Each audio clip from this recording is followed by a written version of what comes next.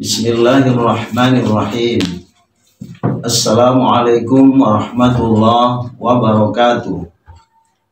Alhamdulillahi rabbil alamin. Wassalatu wassalamu ala asyrafil anbiya'i wal mursalin wa ala alihi wa ashabihi ajma'in. Amma ba'du. Mari kita senantiasa bersyukur kehadirat Allah Subhanahu wa taala atas segala nikmat yang telah dianugerahkannya kepada kita. Salawat dan salam kepada junjungan kita Nabi besar Muhammad sallallahu alaihi wasallam.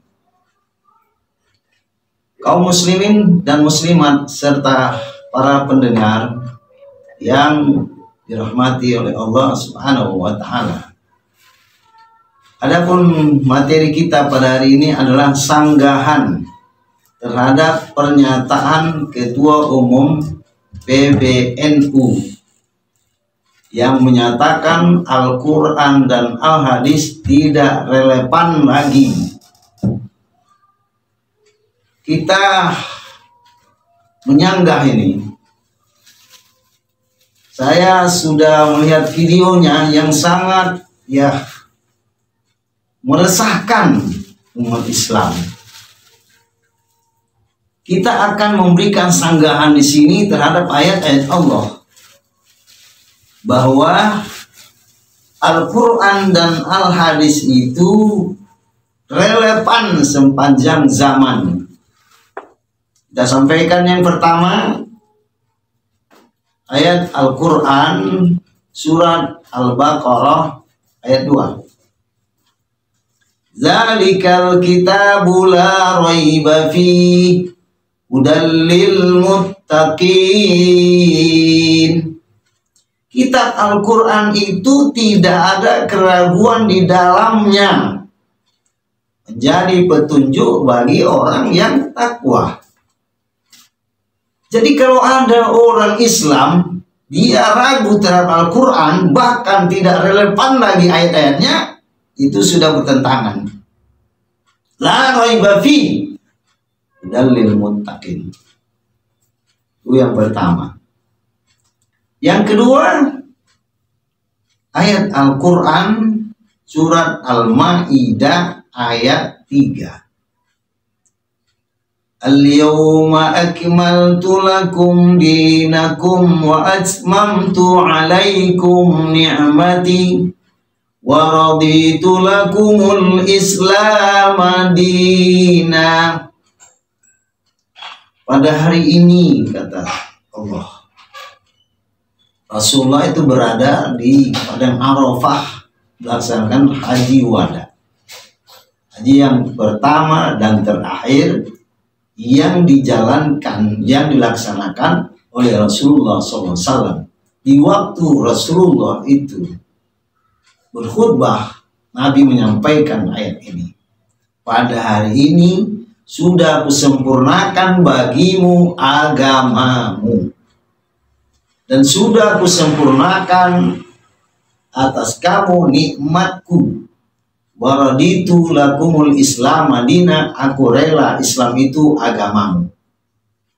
Jadi agamamu sudah sempurna. Dasarnya apa agama Islam ini? Al-Quran dan Al-Hadis. Al-Hadis ini tafsir, ditabdin, untuk menjelaskan Al-Quran. Itulah fungsi hadis Rasulullah.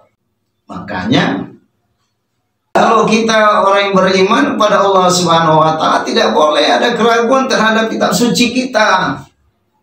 Berarti kita tidak meyakini lagi, beriman kepada kitab-kitab Allah.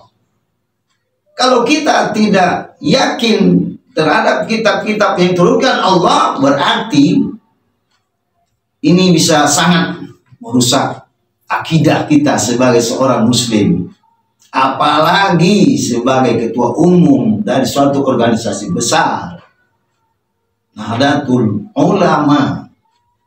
Jadi ini saya menghimbau kepada para mustasyar, penasehat dan tokoh-tokoh Nahdlatul Ulama di seluruh Indonesia. Apakah kita mau seorang ketua umum ya, pemus besar dan ulama tidak percaya lagi kepada kitab sucinya, tidak yakin kepada Al-Quran dan hadis itu. Bahkan ayat-ayat Al-Quran dan hadis itu dia sudah menyatakan di dalam video, dalam itu wawancara dengan bahasa Inggris, menyatakan Al-Quran dan Al-Hadis itu tidak relevan lagi. Ya, karena alasannya apa? Ayat Quran turun sesuai dengan zamannya, dengan masa yang ada saat itu. Masa kita sekarang kan tidak sesuai lagi dengan zaman jahiliyah itu. Maka perlu revisi. Astagfirullahalazim. Kita takut kepada Allah ini. Kalau ayat-ayat Allah masih kita ragukan, iman kita itu sangat rapuh. Dan mungkin saja apabila sebagian keimanan yang rukun Islam, rukun iman itu sudah tidak diyakini lagi, sangat berbahaya imannya ini, ya, tidak bisa kita katakan dari mana ini, ya. Dan ketiga alasan ayat Quran pada surat Al-An'am ayat 115. Wa tammat kalimatu rabbika sidqan wa adla la mubaddila li kalimatihi wa huwas samiul alim. Dan sudah sempurna kalimat-kalimat Tuhanmu, ayat-ayat Al-Quran itu sidqa, benar, wa adla, dan adil. La mubaddila li kalimati, tidak dapat firman-firman Allah itu diubah oleh siapapun dan kondisi apapun. Wa huwas samiul alim, dan dia maha mendengar lagi maha mengetahui. Ini dasar Al-Quran, dasar hadis Rasulullah, selalu disampaikan oleh para da'i. Ya, taraktu fikum amraini, ini tasantum bihima falan tadillu abada, kitab Allah wa sunnata nabiyyi. Kutinggalkan kepada kalian dua warisan, ya, jika kamu berpegang teguh terhadap keduanya, falan tadillu abada, kamu tidak akan sesat selama-lamanya, yaitu kitab Al-Quran dan sunnah Rasul itu Al-Hadis. Ini sudah jelas, ya, bahwa kalau orang tidak meyakini kesempurnaan Al-Quran Hadis, bahkan itu harus direvisi, maka imannya jelas sudah rusak. Sekian, terima kasih. Wabillahi taufiq wal hidayah. Wassalamualaikum warahmatullahi wabarakatuh.